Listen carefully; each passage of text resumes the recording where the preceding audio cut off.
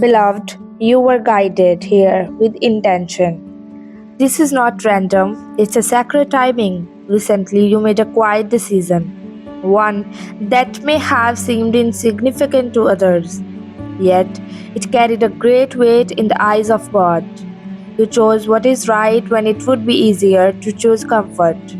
You followed conviction over convenience, truth over recognition, and the heaven took notice.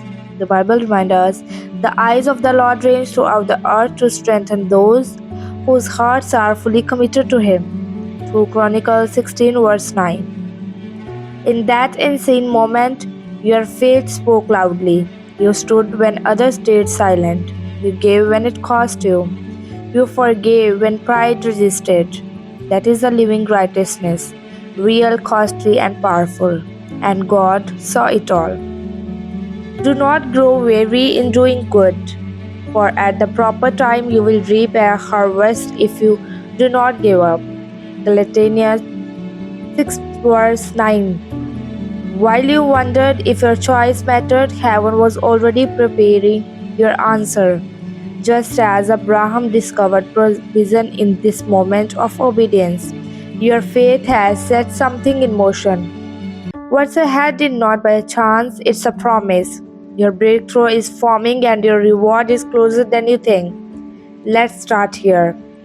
Choosing what is right will often feel uncomfortable before even feels rewarding. It will stretch you in the way you didn't expect. It will ask you to go against the flow, to choose restraint when others choose indulgence, to hold your ground when it would be easier to give in. That tension you feel is not a sign you are failing, it's often a sign you are growing. Better is a little with righteousness than great revenues with injustice. Proverbs 16 to 8. What you gain through obedience may not look impressive at first, but it carries a kind of peace and stability that shortcuts can never give.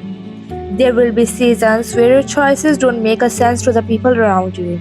You may feel out of place, even isolated. But the path of righteousness is like the morning sun, shining even brighter till the full light of the day. Proverbs 4 verse 18. Just because it's a dim now doesn't mean it will stay that way. You are in the early light, not the final picture. Sometimes obedience feels like you are letting go more than you are receiving. You release relationships, habits, or opportunities that once felt important, and in those moments, it's easy to wonder if you have lost something valuable. That no good thing does He hold from those who walk uprightly. Psalm 84 verse 11. If it left life, it wasn't meant to sustain your future. Righteousness is not about being flawless, it's about staying faithful. It's choosing to keep going even after you stumble, even when no one notices your effort. The one who endures to the end will be saved. Matthew 24 to 13. Persistence is where transformation happens, and here what matters deeply. God is not only looking at what you do, but why you do it. All the person's way seem pure to them, but motives are weighed by the Lord. Proverbs 16 verse 2. He sees the quiet intention behind your decision. He sees the moments you choose honestly when lying would have been easier. He sees when you held your tongue, when you gave generously, when you chose patience over reaction. You might ask, did it count? The answer is yes, more than you realize. Let us not become weary in the doing good. Galatians 6 verse 9. There is a timing to everything God does, and your consistency is not being ignored. Even when nothing seems to change on the surface, something is shifting within you and around you. God's way of measuring success is different. It's not about how much you achieve, but how deeply you trust. Trust is the Lord with all your heart and lean not on your own understanding. Proverbs 6 3 verse 5. Every time you choose trust over control, you step into alignment with something greater than what you can see. So, If you feel unseen, don't lose heart. If you feel like your effort go unnoticed, remember this. Heaven sees clearly what the world overlooks. Your quiet obedience carries weight. Your steady faith has value, and while you have been focused on doing what is right, God has been quietly preparing what is next. Let's speak honestly about waiting, that quiet stretching space between what God promised and what you can actually see. This is where many lose heart, not in the moment of obedience, but in the silence that follows. You did what was right, yet nothing seems to change. You prayed, but the answers feels distant. You gave, but the return hasn't shown up. And in that stillness, a whisper rises. Was it even worth it? But waiting is not a sign that you were wrong. It's a sign that something deeper is being formed. Be still before the Lord and the wait patiently for Him. Psalm 37 to 7. Waiting is not empty, it's active in the ways you cannot measure. God is not stepping back from you, He's working within you. He's building a faith that doesn't collapse under the pressure, shaping a heart that can carry what's coming without losing its way. Because timing matters.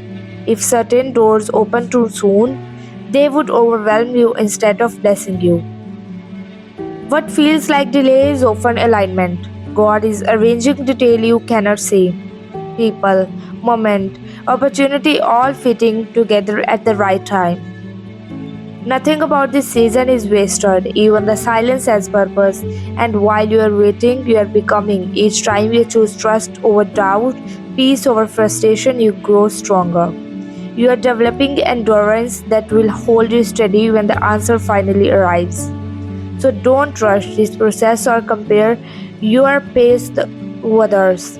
Growth that lasts is often slow and unseen. Roots go deep before fruits appear. One day it will make sense. The delay, the struggle, even the silence, you will see it all differently because God is faithful and what He is preparing for you will not be small. It will be worth every moment you choose to keep trusting. Let's be real for a moment, choosing to live with integrity, to follow what you know is right deep in your spirit can feel isolating.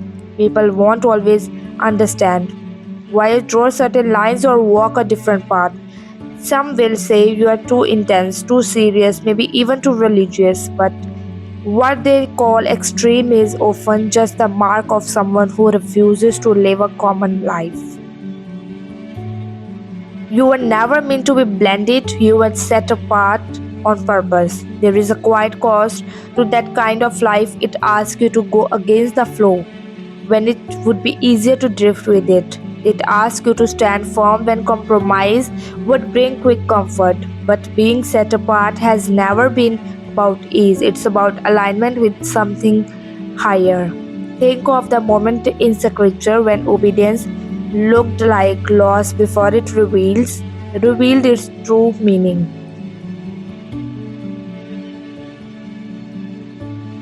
Misunderstanding is not a sign that you lost.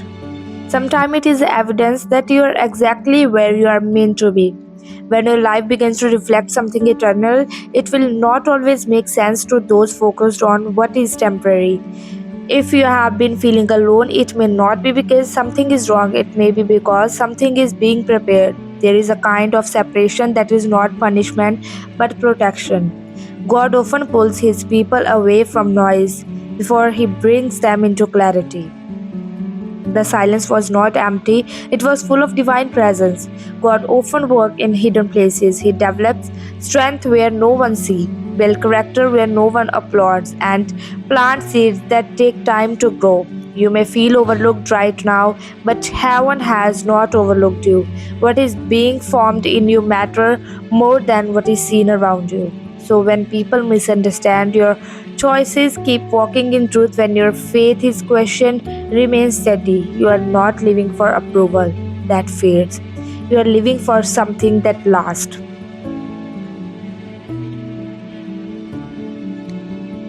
Stay connected so we can keep walking this journey together, learning to trust God not just in the visible moment but in the hidden ones too. And carry this with you today. You are not behind and you are not forgotten. What God is building in your life is already in motion. Even now, in ways you cannot fully see, your faith is becoming fruit.